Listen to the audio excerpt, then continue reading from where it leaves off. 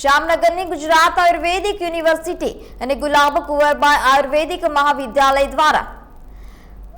કઠીલા રોગ પર નિદાનની કાર્યવાહી કરવામાં આવી રહી છે। તો અહીં માત્ર ભારતના જ નહીં પરંતુ વિશ્વના 143 દેશના વિદ્યાર્થીઓ મહાવિદ્યાલયમાં અભ્યાસ અર્થે આવે છે। તાજેતરમાં કોરોનાની મહામારી વચ્ચે કોરોનાના દર્દીઓનું આયુર્વેદિક અને યોગથી સારવાર ખૂબ જ અસરકારક રહી છે, ત્યારે national clinic management protocol act હેઠળ સારવારનું લોકાર્પણ પણ કરવામાં આવ્યું હતું, જ્યારે હાલમાં મહાવિદ્યાલયમાં 75 ડોક્ટર જામનગર મહાનગરપાલિકા ખાતે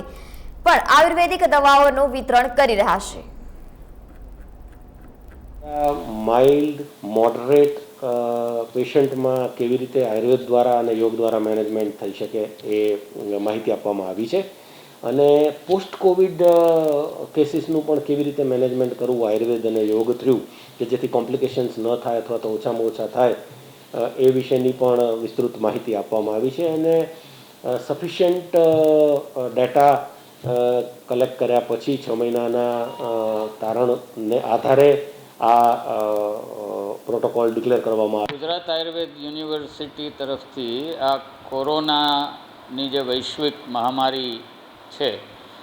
એમાં કોરોના અને તેને લગત બીજી તકલીફોને પહોંચી વળવા માટે જામનગરના મ્યુનિસિપલ કોર્પોરેશનની સાથે સહયોગમાં જુદા જુદા યુએચસીના એરિયામાં જ્યાં પણ અમને કહેવામાં આવે ત્યાં સવાર સાંજ બંને વખત અમારા ધન્વંતરી રથ જાય છે યુનિવર્સિટીના એમ્બ્યુલન્સ થ્રુ,